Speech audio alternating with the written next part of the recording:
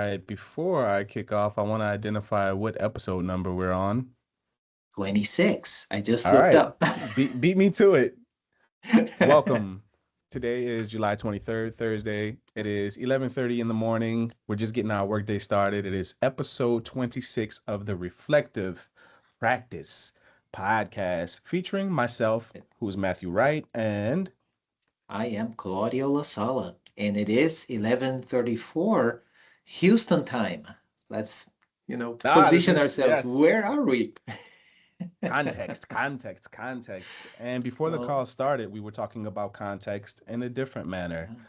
What does cheap mean as it relates to the tools we use and the costs associated? Tell us a little yeah. bit about what you were working on and what tools you reached for and why.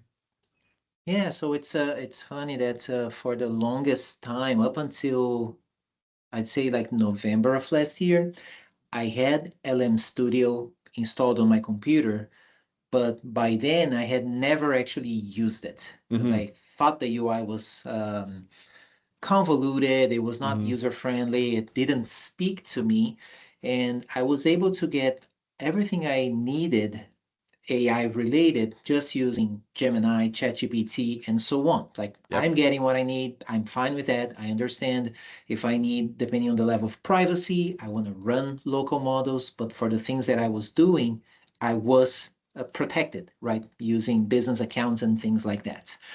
And then at some point last year, I wanted to experiment with building some sort of like uh, um, building an AI powered feature into an application. And then as I prompted AI, it said, oh, yeah, you can use for what you're doing, what you're trying to accomplish. You could use Azure AI search and this, that, and the other. And like every time I've had to set up things like that in Azure, it has been very painful. I said, I don't want to take that pain right now. Yep. I just remembered I have LM Studio. Could I use it for that? And then it's like, oh, absolutely. If you already have that, you can use that because then, it's you have a free model that you can use on your computer, no privacy related issues and this and that. Like, okay, let's build the solution so that while I'm prototyping the solution, I use my local model, understanding that's not going to be the best model, understanding that's not going to be the fastest because my computer can only handle so much, but it will be just enough to try it out. And if built following the right strategy, once I've proven what I'm trying to accomplish, then I can just flip a setting and say, now you go do the Azure thing or whichever other LLM provider we want to use. Yes. And that's been tremendously helpful. So that was the context. And that was back in, I said, November. And since then, I've been doing that a lot. And this morning, I was doing a similar thing for another project, another application, another use where it's like, yeah, before I start, paying the big bucks to other companies, let me just slow it down and run it local to try out what I'm trying to build first and then move on if that's what I decide to do. Yes. I see a lot of people who are building out these custom tools and they often reach for the most powerful models, even, at the cost that they come at, without ever having tried anything that is maybe less powerful against their own use cases. Because maybe your use case does demand Opus level intelligence. Maybe it does demand Fable or whatever. But until Mhm. you validated this by trying an array of different options against your use case, you're just throwing money instead of actually trying to solve the problem. Yeah. And if you can't really build a business model around that unless you charge ridiculous prices to your end user because your, monthly cost paying, these frontier model providers is going to be extreme. A lot of what I see people doing, they can get away using haiku, some of the older sonnets even, or some of the Mhm. other cheaper offerings. And it's always interesting to see people who are reluctant to because why would I use those when I can just skip the line and throw the most powerful thing at it? I Yeah. think this is going to change as the economics of these tokens change, the tokenomics, if you will. Um, Hmm. Maybe over time, the price does start to come down. But until then, we have what we have. And we have a Yeah. lot of nice offerings. The beauty of a local model is it's on your machine. Even if you lose internet access, you can still run. Maybe this model does some tool use, for example, and it does for whatever issue need to reach out to the internet. Hmm. Okay, that's a constraint in the case that you don't have internet. But for everything else, your model is running on your machine. The constraint is your hardware, of course, and it isn't as powerful as the frontier models, but they are very capable. We're not in 2022 anymore. Like, Yeah. Yeah. That's it's funny that you mentioned there was a, a trip I was on. I was flying somewhere, I don't remember where, and Wi-Fi was not available in mhm, that plane. So I'm like, okay, I've flown, often enough where I come from a time, right? You do yeah, too, and we didn't have any of those things. We would just correct. sit there and wait and, figure it out. So I'm on my computer doing some work. I think I was like maybe working on some ideas for blog posts, putting out ideas, sketching out some things. I'm like, oh man, right now I would love to have access to some AI to just ask some questions. I need to get Hmm. some flush out some things and I'm like, and then I remembered I had LM Studio. I'm like, well, let me pull up and like I think I was on an older version of DeepSeek, Yeah. and I'm like, that was just enough. It was just what I needed. And I got all the answers. I was able to go back and forth and refine my thinking and get the things in the blog post that I was working on. It's like right there. On your local machine, no internet, on-demand intelligence. And again, it does not have to be the most powerful. I think we're No. actually reaching a point, if we haven't already, where even the most powerful offerings are more capable than the average user is going to use them for.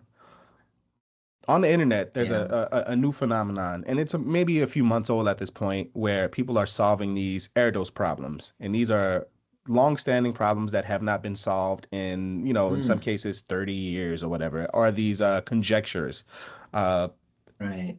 Now they're throwing the most powerful models at them, and we're getting like these great solutions emerging, and they're being validated by actual mathematicians. But the average user is asking a question about how to plan their trip. Mm, They're asking, what are some things I can do to improve the odds of having a successful company? Help me with my pitch deck. I have a website about this idea, and here are some reference designs that I want to use to build out my own thing. We have more than enough intelligence with the existing models to handle all of those use cases with with with great outcomes. yeah. Most people who are using Fable are throwing questions at it that could easily be solved with Sonnet, but they're solving those questions at maybe 10x the cost in some cases. I Yeah. read Reddit a lot, and they're Anthropic, for example, they've wanted to uh, gate Fable by the API key, meaning this would not be a part of your subscription. You'd have to pay the API rate to use Fable.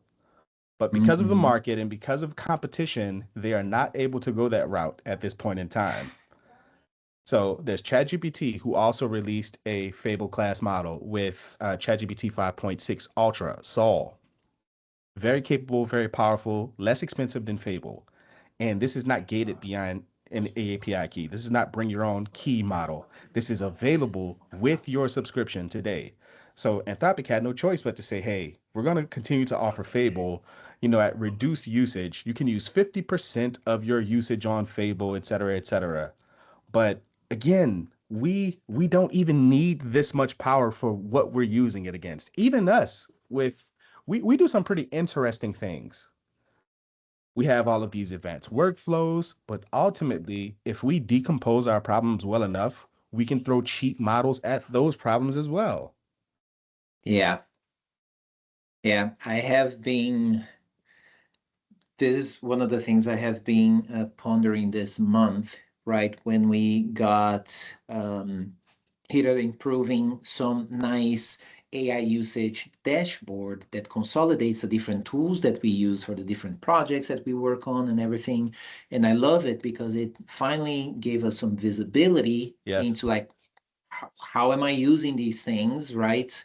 Where are the tokens going? And then I can compare that to my notes to see, okay, yeah, I've built the following features here. That's roughly how much it's costing. And it's making me think about what I'm doing, not just like stepping on the gas and say, go, Yes. right? And it was interesting because when I first saw, like earlier in the month, when I saw things, and I saw the budget cap and all that. I'm like, oh man, I'm so way over that. How am I gonna make it fit? And then I remembered, I heard it from Tim Ferriss in something he said in one of his episodes. The like whatever it is that you're trying to do, try this exercise. Ask yourself, what would you do if you only had a third of the resources? Like, oh, I need a $10,000 budget to be able to do this thing. Okay, Mhm. what would you do if you had, a third of that? Go, get creative.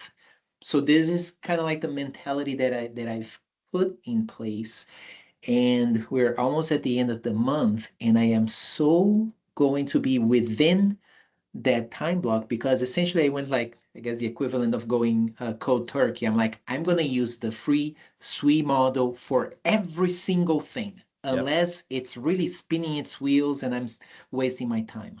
Matthew, I am amazed by how much I have been able to do on the free model. Like a lot of the many things, like building entire features and automating some of my workflows and producing content and this and that. I'm like, and whenever I've run into like, okay, this result is not kind of good, how can I make it be good? Yes. Like good enough for the intended purpose. And then I make some changes, I refine my prompts, I put some things in place and, create a script to do that instead of using the LLM, do this other thing, but like, yeah, now I got to a pretty good result Yes. still using the free model. Having that dashboard is like having a bank account that you can look at. Yeah. Prior to this, we were able to use tokens and never have to think about it really because Hmm. there was a shared pool. We're not looking at it all the time, if we even had access to, and we're able to just churn out code, churn out answers all day long. We can pick Opus if we wanted to, sign it, etc., etc. And now that we do have this dashboard, it's like, oh, this is real money, or we have fixed cost. I only have this much allocated to me as an individual. So Yeah. now I have to think about this the same way I think about my money. If I want to buy groceries that are going to last for the month, I have to make different decisions about what I buy. I can't buy the best cut of steak, which would be akin to using Opus.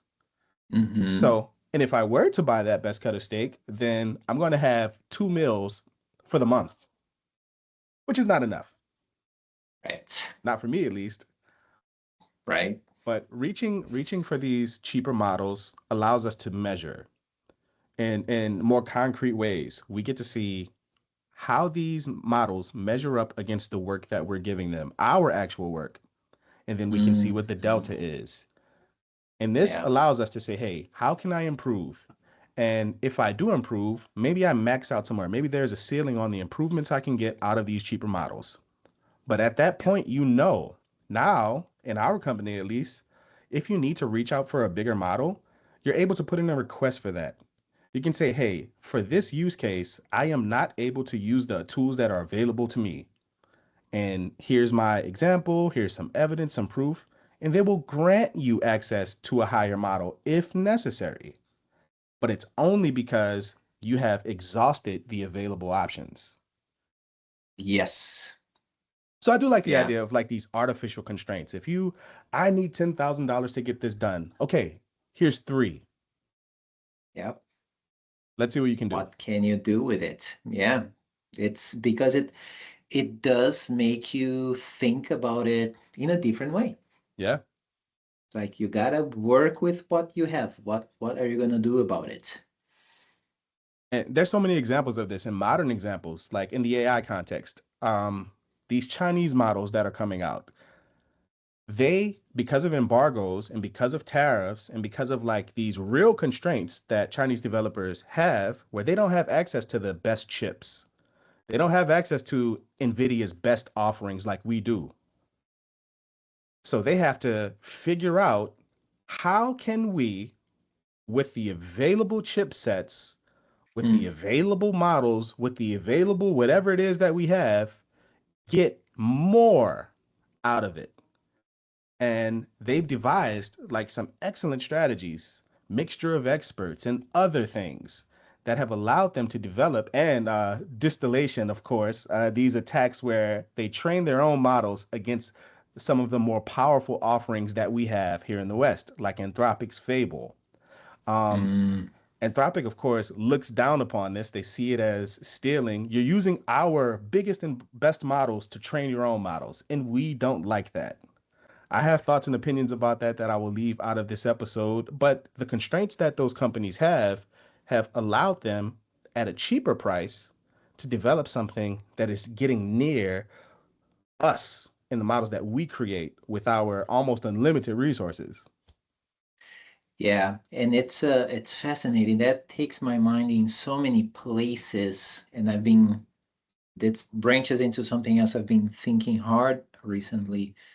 But on this specific note, I have seen so many people, like after over 2 decades of living in the US, coming from Brazil, I have observed other people who came from other countries. Of course, me coming from Brazil, I've Mhm. observed other Brazilians and seen things where so many people like that succeed here because we come from a different, social structure, the economics and everything, where because we have so many constraints, we have to get very creative Yes. of what we do with our money, how we solve problems. And then we move over to a place that has like some specific processes to follow and this Hmm. and that. So then we bring okay, we can follow the process. And when the process breaks down, we can get creative, That's right. right? Because the idea is still this has to get done. If we run out of money, this still has to get done. I still have to feed these kids. So we have to figure Yeah. something, we have to get creative. Yeah. Here we have lots of abundance. I mean, in the United States. And this spoils people in a way, in terms of the way they think about problem solving, because the Right. answer is always more money. Just throw more money at the problem. Just throw more of this Mm, at the problem. But mm. when that runs out, it's like, oh my goodness, what do we do? Because we've covered for our lack in creativity with our abundance of money. Yeah. So I mean, if you look at a lot of these companies, and this is maybe an uncomfortable reality, a lot of these companies are comprised and even led by people who have, these similar backgrounds where they come from countries that do have these constraints. And having grown up in communities and in societies where there were not lots of resources, that leaves a mark on people in terms of the way they view the world around them. And this is not necessarily a good or a bad thing. In the American context, it is good because I know how to behave and operate and survive when I have less. When things run out, I do not panic because I go into problem solving mode where I figure out what needs to be done next to solve the problem. Not having money is not an escape hatch. It does not mean the problem goes away. The problem is still there. You just got to figure out a different path to get to the destination, period. Yep. Yep. Yep. Yep. Yep. Hmm. Huh. So here's how this ties in, and it resonate because you were in the room when we were having this conversation where it's the perception of my processes, Yes. where you have been exposed to like my process of creating talks, creating blogs and Yep. everything. And then we have other improvers who also have been exposed to that, but my process did not help them. They even perceive me of not having like more structured processes to address things. So that got me thinking really hard. It's like, why is it that some folks perceive my process as being so structured, while others are like, oh, it does not have enough structure? Like, huh, for me, it's the same process. It's what I've been following, and these are the results that I've been getting out of it. I thought you caught onto it and it worked for you, or you learned something from it that worked for you. Here's the part that has been at the forefront of my mind: creativity and how people think. You are a creative. So you saw my process, you understood the process, and then you use your creativity to make your own process, something that works for you. It's like, okay, Yes. those things, if I do this, if I collect my ideas here, if I ponder about them here, da, da, da, this is how I can make stuff out of it, right? For people who do not think creatively, right? Maybe they're more structured, like Mhm. process oriented. First, you do this, and then you do this, and then you do this, and then you just keep repeating that thing. Because some of us, that's exactly how we think. And it's important to have somebody who thinks linearly like that, right? Who does not jump around coming Yes. up with new solutions. So it's beneficial to have both. But I've been thinking about that. Like, what's, as I said that out loud, this is the first time that I say it out loud like that. What do you think?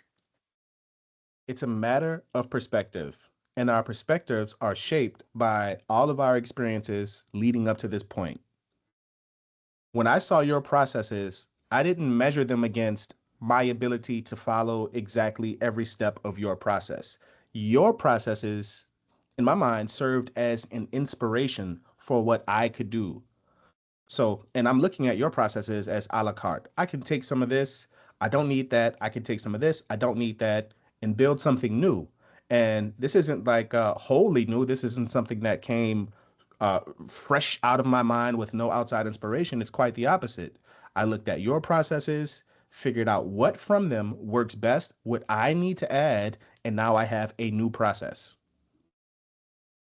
And that is because, again, uh, understanding how you think now, it's very similar to the way I think, where you saw the different pieces and you were Hmm. able to like play different scenarios, different ways to put those Lego blocks together and build something.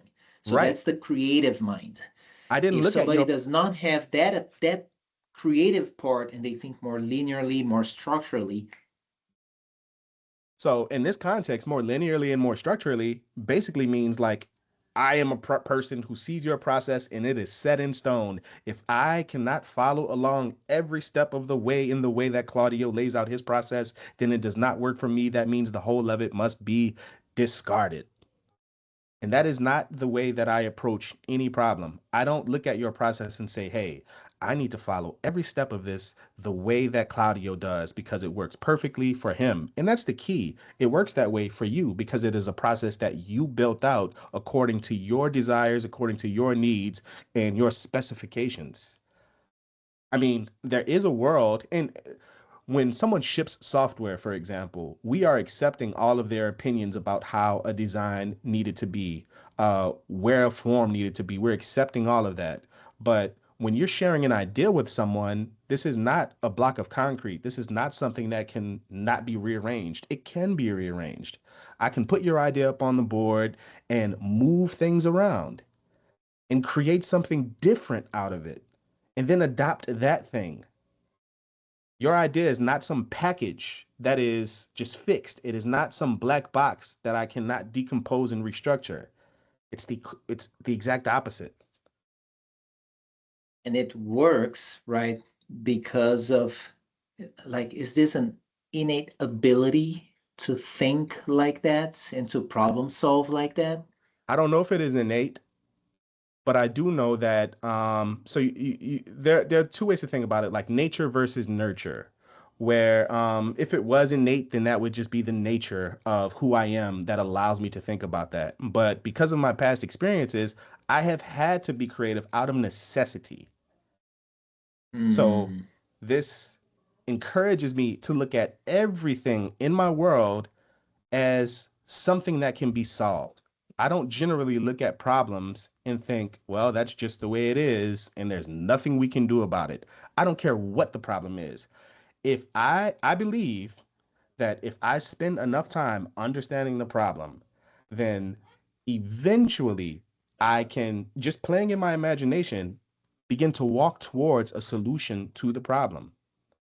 If Hmm. I see a process that looks like it is something that I cannot figure out, I don't give up. I move towards it. I will talk to people who do understand the problem. I spent hours and hours and hours, and maybe you took it for granted, but I did not. I spent 1 hour with you every Thursday leading up to our talk, where I was able to Mm-hmm. ask you all the questions about what it is you do and how you do it. And you were willing to share with me over and over and over. In addition to that, we recorded every conversation. Every conversation we recorded it, which means we didn't just have this like ephemeral conversation and I just got the parts that I can remember and pulled out of it. I could go back and relive the conversation because it's recorded, it's documented somewhere. I could jump back Mm-hmm. into the conversation as it was. And then if there was a question that I didn't get to ask in the moment, I could ask it next week or when I followed up in the kitchen as you're at the pool table and get to poke and prod. So this is how I get closer to these solutions.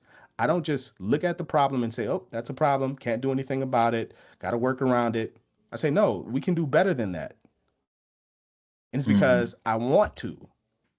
So something that was a necessity in other cases became a desire in other cases, where it's like, hey, you have to feed the kids. You got to figure that out. It's a necessity, it's a requirement. And there are other problems where it's like, hey, I don't need to necessarily solve this, but I have a desire to because it is something that is fulfilling to me. I get something out of the act of problem solving.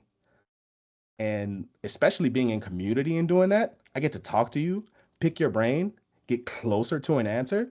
Even if I leave that one discussion without the answer, I am closer to the answer and I can follow up with you next week and I can do my own research and I can come back to you with my own findings and we can discuss them. Oh, I like that idea. I didn't think about it that way, et cetera, et cetera. And we move towards the problem or the Mm. solution to the problem, rather. Yeah. So to get back to the question, because that was a bit of a tangent, like, Mm. is it that this is an inherent capability of mine? I don't think so. I think this is like years of training and not training in a very structured way, but training out of necessity. Hey, we don't have this. We can't get it now. Okay. What if I could make my own? I don't have this. What if I could do something else that is close? It's not exactly what I want, but it gets me closer to what I want because I can't have that right now. And we continue that kind of thing until it becomes fun. It becomes a part of who we are. So it isn't that this is always who I was, but it's who I've become. I've been alive for a really long time, almost 40 years now. And over that time, I've grown into this. Sure, maybe there are some parts of me that this is just inherently who you are, but who I am today is a culmination of everything I choose to be year over year, day over day, minute over minute. Yes, to all of that. Um, and what that brings back to mind is there are all those aspects, and there is the how people think, right? From the work of tempo granding and also Hmm. people being verbal thinkers. So if mostly like if people are mostly verbal thinkers, they think linearly. It's Yes. word after word. And then you have the visual thinkers, abstract visualizers, object visualizers. That's how we think. I think both you and I are very much into the object visualizer spectrum there, like seeing things visually with more detail, like mentally having those photos. It's like, well, I can do this and then do this. I put them two together, they'll look like this, or I can use this other one or this other one. That's a way of thinking It that is. not everybody thinks like that. I So when agree. you approach like curiosity and creativity, not curiosity, creativity, what I don't quite understand as of right now is if somebody is mostly a verbal thinker, how do they approach creativity? If the tools that you have is like, you know, words being strung together, that's the part I'm like, because it might be the, okay, I know that some of the things that I'm doing, if I show it to you, knowing how you think, you'll be able to take it and be creative and make it your own. But if I'm showing it to somebody who does not think like that, how do I adjust to help them take it, make it their own, or develop the idea from that point on? That's where I'm kind of stuck. Because I do not think that way, I don't have a clue. And it sounds so foreign to me. Like I over the know. years, I've had to, like, even as a child, one of the things that I treasure most from my childhood that I was able to smuggle into my current day reality is my imagination. Like when I did not have things, I was able to imagine them and imagine them very strongly. And I think that Mm-hmm. lends to me being a thinker in this way because it's something that I've done for so long. Anything that I did not have as a child or anything that I really, really wanted, I was able to imagine it. You know, during the day, I would be able to see it on TV or see it in a magazine, Toys R Us or whatever. And in the night, when I do not have those things available to me because I had a bedtime and the TV had to be off, I was able to pull those things from my imagination and visualize them. So, Yeah. and I was able to continue to do this over the years. So, like now, there is a lot more that I can do today than I was able to do in the past, but I still have that strong imagination about any problem that I am solving. Like, what would the world look like if we had this, or if these things were in place? What would our software look like if we took this dashboard and turned it into a cockpit? What would, moving from every problem space and being a problem solver within them? I don't approach Yeah. anything with the idea that I automatically have the answer. What I do is imagine what the answers might look like and talk to people who have either solved these problems or are thinking about the same problem from their perspective. And then we get to share those perspectives, compare against each other. Oh, you noticed something Mhm. about this that I did not. And I'm going to integrate this into the way that I am thinking about it. So Yeah. we get to imagine in different ways because there is a strong visual component, of course. There is, even in my case, like a strong musical component. Like there are all of these things that are playing in concert that I don't know how the person who just sees things very linearly and from one word to the next, I just don't know how they do it. Mm. Yeah, you brought something else I've been thinking of because like, okay, thinking in images, that's how a group of us think, where we have like a library of images that we can conjure them up and it's like Hmm. that one, that one, that one. No, they don't work. Try the next one. What else could do? We're visualizing that, right? Not everybody thinks like that. As I Right. learned, like up until 5 or 6 years, I thought that everybody thought like that. Wrong. Shocker when I learned that. Um, and then, so the ability of like visualizing things, you mentioned music, right? So playing music, playing different instruments, we can like kind of like hear like, well, I have this idea here, a melody Hmm. in my mind. Well, if I play it with the electric guitar, it will kind of like sound like this. And then Hmm. if I put some drums, oh, replace the electric guitar with an acoustic one, put Hmm. a piano on top of it. We can kind of like hear that in our minds. Yes. right? So then we got visual, we got sound, but not everybody thinks like that, right? If the way they think is a succession of words, how do we adjust the image that you have in your mind to words that will resonate with others, that will enable them to be on the same page so that we can collaborate, communicate better? My manager is a great example of this. Brilliant guy. I enjoy talking to him, but there are cases where I am very grateful that he allows me to record our conversations. And it's because while we're on the same page in terms of what we're discussing, we're thinking about them in completely different ways. Where his Mm-hmm. ideas are very, very linear. And in real time, as we're having the conversation, I am trying to apply them through different lenses. And this slows down the discussion. So in real time, I am glad that we're able to record the conversation. That way I can be more present, interrogate him, and ask better questions. And in post, I am able to, you know what we do? We take the transcription, we upload it, and then we can play around with these ideas in different ways. And the next time I have a conversation with him, I am able to follow up because I've imagined it in different ways. I've applied my Right. own lens. There's one case where I took an entire meeting about the 8 levels of agentic development, and I created a story around this, and I shared it with him in NotebookLM, and now we're able to collaborate in different ways where his way Yeah. of thinking plus my way of thinking are more not necessarily congruent, but they're more coherent. Mm-hmm. Mm-hmm.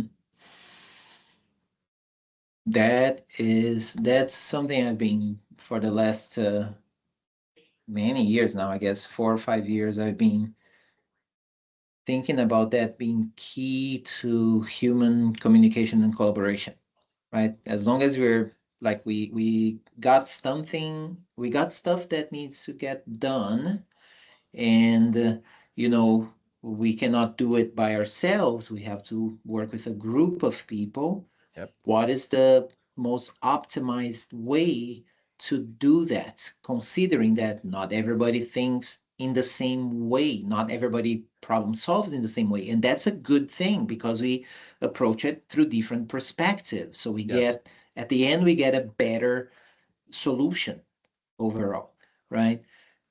How, given the tools that we have nowadays, how do we optimize for that experience so that we can get to those realizations sooner, right?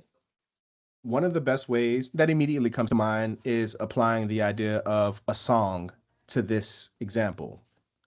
If we are building out a song, this song is comprised of different parts. You have your drums, maybe an electric guitar, maybe a singer, and maybe you on the electric guitar, and there's an acoustic guitar for whatever reason in the same song as an electric guitar. But Mm-hmm. when you're working on your solo, do you need to be practicing it with the band necessarily? Not really. Mm-hmm. Not at all. Not at all. But the Yeah. solo will still be a part of the final product, which is a composition of everybody working together. What this means Mm-hmm. is once you've nailed your solo, now you can practice it with the band. Yes. And how this applies to the example, the larger example, is maybe because of the way that we think, or maybe because of the way you think versus someone else, we have an initial discussion about what the shape of the song will be, and then we go off on our own as individuals with that information to think about it solo. Think about it Mm. more. Think about the perspective that was shared. So you don't get to have the real-time discussion with that person in post, but when you return to the larger group, you have all of these other, you have more perspectives to work with, more ideas about the things that they've shared. Oh, I do see what he meant. And you can discuss it in the next conversation. So I guess the larger point is that we shouldn't look at any of these discussions as some one day thing or some time box thing. They should be living. Agreed. Monday, we have this part of the conversation. Tuesday, we all break out into our silos and think about it alone. Wednesday, we come back together. And maybe there's this like pendulum pattern where this day we do this day we do that. And of course, the goal is the final song that we plan to produce. but it is not done by just all of us in the same room all the time banging away at each other. There's times where we need to retreat into our own thoughts as individuals and work on our piece of it. But our individual piece that isn't selfish, it is us refining our contribution to the whole. Yeah. I like that. Yep. It's like pushing with the music analogy there. Like, and I know because that's how I work. Like I work when I'm trying to develop an idea, I want to work by myself because I know I'm gonna hit a lot of bad notes due to the lack of music theory knowledge. So I'm gonna just play stuff until it sounds good to my ears, and then I may be hearing in my head, okay, the drums will go like this, the singing will go like this, and all. Okay, I developed the idea to a point where I can bring it out to somebody else, explain what I was thinking, the way I was hearing in my mind. They will receive that however they think, however they perceive, and they will play it back. They will play their interpretations of me, which may match what I had in mind, or which may tell me it's like, oh, it does not sound as good as it did in my head because of like the dynamics, the sound actually pushing the air. It's a whole different sensation and feelings and all that. And also there is the, oh, that is not at all the way I heard it in my mind, but the way you played, it's actually far better. Yes. Thanks for doing that. Let me go back to the drawing board with that added bit of context and perspective so I can keep refining it. So this back and forth, right? That translates into, say, building software. Yes. We had an idea, we drew something up, we create some sort of UI, we put it in front of people, we see their reaction, we see how they think, where they stumbled, where they had a, oh, if you can do this, can you also do that? It's like, I didn't even think of that. Thanks for mentioning. Let's go and work on that. And it is also a representation of why meetings, especially like these 1 hour time boxed meetings, are so clumsy, because you have different people. It's not like when we enter these meetings, we know up front how everyone thinks. Here at our company, we're closer to that because more of us are vocal. We have DISC, for example, where we have ideas about how other people think, which areas they're stronger in.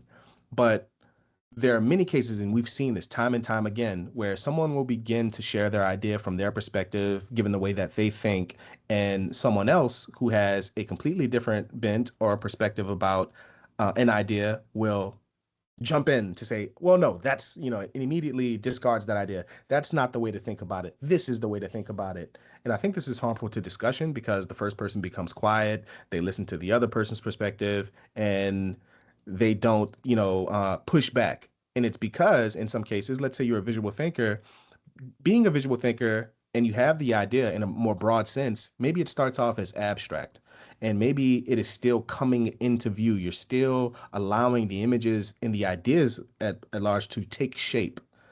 And someone else who has these very linear ways of thinking about things already has a very strong opinion about what the next block should be. And in their mind, this is what it has to be. Like this idea that you're conjuring up in your mind, okay, because it's fuzzy, it's like less valid in a sense, even though this is obviously not true. But the person who thinks more linearly is able to articulate, very confidently why the next block should be the next block, while you're still, allowing the idea to take shape. And this makes those kinds of meetings really difficult. But I think there should be more grace. And really, because we haven't solved the problem, we need to think about ways to take those different thinkers that are obviously in the same meeting and make the meeting more compatible for both people.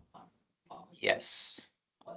And maybe this means the person who is, more of a slow thinker because they're thinking about things in more abstract ways, hey, let me put a pin in it. Or we just need better language to indicate to the other person that, hey, my ideas haven't settled and I am not like retreating, or I am not giving in to where your position is, but I am open to hearing it. And once my idea takes more form, I hope you are open to hearing mine, even if it is outside of the bounds of this meeting.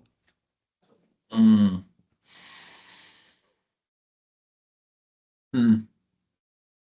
I like that. It's a really challenging problem because again, we set meetings based on everyone's schedule. So this meeting is an hour, and the idea and the objective is to have a solution by the end of the meeting. So this means there's more of a bias towards the linear thinkers, the people who will have something more solid at the end of the meeting or before the end of the meeting. And everyone else who is present, who is thinking about the idea more abstractly, they tend to give way to the person who has the most solid idea at this point in time. Because, you know, if it's time box, there's a time constraint. And that idea just happens to be the best idea at this point in time, or the most well fleshed out at this point in time. But maybe 10 minutes after the meeting, you have a better idea. The Hmm. idea begins to take shape. What does that look like? Do we, schedule another meeting in 5 minutes to continue the discussion? I mean, Yeah. It's interesting as you mentioned, you know, the boxes. I think of thinking of the AI maturity stages, the 8 levels and all, and how we talk about, identifying the boxes and then creating the agents that perform each box in isolation and then identifying the arrows. So you have the box and arrows to understand the handoffs and things like that. yes, That's a very abstract way of thinking, right? That's how Temple Grandin defines, like you have the abstract thinkers, the object thinkers. The abstract thinkers think of those boxes and arrows, right? It's visual, but in terms of abstractions. hmm, Whereas the object visualizer, so like trying to put that into words, like a box could be like requirements gathering, yes, right? And then you have some transcript coming in, a problem statement coming in, you're gathering that, and then another box is business analysis. You take that information, you run some business analysis, and then you give that off, or you hand that off to a UX designer. At the same time, you may hand it off to a QA person who will be verifying things, right? So you have the different boxes, the different arrows. That is an abstract way of visualizing yes, that. While I do see that, depending on what I'm trying to achieve, I also see people, like in my mind, when I say, oh, yeah, the transcript comes in, I see stakeholders having conversations. yes, And then there's business analysis. I see a person doing the business analysis and asking questions. That's the object visualizer, right? And I need, depending on what is it that I'm trying to achieve, I need both. And yes. sometimes it's so funny that I'm thinking as an object visualizer, like with a lot of details, and then there are things missing in my mental model. Maybe it's because it's a word I've never heard before. I have Hmm. no idea what that actually looks like.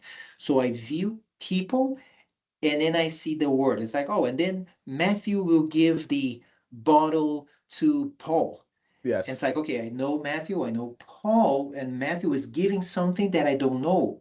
What is this word bottle? So I see the word bottle, or I Hmm. see like a box. It's like, I don't know what that is. But that is the opportunity because you see everything playing out and you know that there's an exchange of something between two characters. And because this something, in your case, it is the word, this is also Mhm. represented by a question mark. And Yes. because that is the case, you know where to go in terms of finding the answer. It's like, hey, I see all of this and all of this makes sense. This was handed off to him, but what is that thing? And you mentioned to someone, oh, that's the bottle. And oh, this is what bottle means. It is a container that holds a liquid. And liquid in this case is liquefied gas. and it is frozen, and we hand it off to the other person because he's going to turn it back into a gas state, at which point it will be fed into this system and used to create energy or whatever the case may be. But it now allows you to take this question mark and make it into an object that you can put into your mental model. And I love that because it's and I think here's what I'm thinking, where maybe creativity comes in, and the being able to decide, should I work with abstractions or do I need concretions? So if the conversation goes like, Matthew, can you pass me my glasses? Mm-hmm. There are at least two interpretations of that, That's right. right? My glasses, my Your glasses, my the cup cups. glasses, right? So depending on what we're trying to achieve, it could be like, does it matter which kind it is? Or can we keep that abstract? It's like there is this abstraction thing called glasses, Yeah. and one person is passing it to another. Does it matter what kind of resolution we have to that thing? Sometimes it does, sometimes it doesn't. It's even better to ask, like, what else could it be? Right? Is it this kind of glasses, or is it the other kind of glasses, or is that a third kind that we're not even thinking of? Yes. Hmm. One idea that continues to come up is in the meetings, we're recording them, and in real time, we have this television up or some whiteboard, digital whiteboard. And as we're sharing these ideas, pictures start to form on the screen. And they have all this context. They have, the past meetings, documentation, requirements, etc. And they're drawing from this as context, and they're able to flesh out the idea in a very visual way. Now you have something that both parties, doesn't matter how they think, we have a forced perspective where we have these objects that are on the screen, and we're seeing how they interconnect. And we can ask him, is that how you were thinking about it? Yes, but I would move this around, and we have something that is a shared thing versus what we have today, which is, a quasi understanding where it's like, I think Claudio meant this, or I think he meant that. And we walk away seemingly understanding what the other person said, but not entirely sure until we have like this artifact which gives step by step of what we actually meant. But that usually comes later. If we can catch these things earlier, like these misunderstandings, and correct them earlier in the process, then we fix them earlier, we address them earlier, and we move forward on a shared understanding. Yeah. Yeah. My mind went back to like the saying, oh, I can see the writing on the wall. It's like, yeah, when you see that, do we have the same image of what that writing means? Right. Is it graffiti? Yeah. Like, right. Like literally see the writing on the wall. Right. Right. And it looks like this kind of graffiti. Yes. Yeah, it's making me just think of like how much weight put on words on a piece of paper, so to say. It's like, oh, it was written there. Yeah. Well, but what about the meaning? What is the Right? meaning? It may have come out of people's mouth, those exact words. How do you know how to interpret that? Yes. If there is room for interpretation, right? If there's room. And in the English language, we know there's just so much room for interpretation, unless it's like legal speak, legalese, where it's almost very clear if you understand, if you're initiated, you know what this means. But because there's room for interpretation, we should have better ways of nailing down a shared understanding. Where it's like, okay, I saw that on the paper. What was the intent? What were you thinking about? What does this actually mean? And walking away better for it because we have a shared understanding. Now we can move forward in confidence. Yeah. Shared understanding, which is contextual, like during the time when at least two people are interacting. Yes. As long as they have a shared understanding, it goes smooth.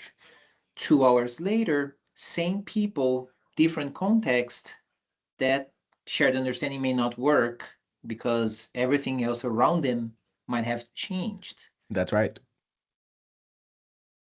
Hmm. But this isn't to say that we have like very clear ways of addressing these problems. It is just important that we understand that these are dynamics that are at play. Yeah. Because if we recognize that these dynamics are at play and, time has passed and the two people have drifted, even in ideas, we can address that elephant up front. We Yeah. can, hey, this is where you were, this is where I was, are we still here? Or something to that effect. Yeah. Things have changed. The client says Thursday instead of Friday. Does that change anything about what we need to do or how you think about the problem? Are you still Right. confident with, the product, the work that you need to produce? Are you able to do it in this amount of time? Right. Very nice. I like it. I like it. Good. Well, this has been fun. Are we approaching the wrap-up time? I think we are almost to the Yeah, minute. It is 12:29 almost to p.m. the minute. That's Yeah. right. When problem solving, there is no one big pretty bow that we can always put on it at the very end of the discussion. And that should not necessarily be the objective. Our objective should be to ask the next best question and to have a shared understanding that our goal is to solve whatever the problem is. It may not be done in this discussion, but ultimately, that is our goal. And hopefully, it's a shared goal. This has been Yeah, Reflective Practice Radio with Claudio and myself, Matthew Wright. We will be back next time. I can't tell you when that is, but you'll know when it's uploaded. that is exactly right. Have a great one. Later. Right. Later.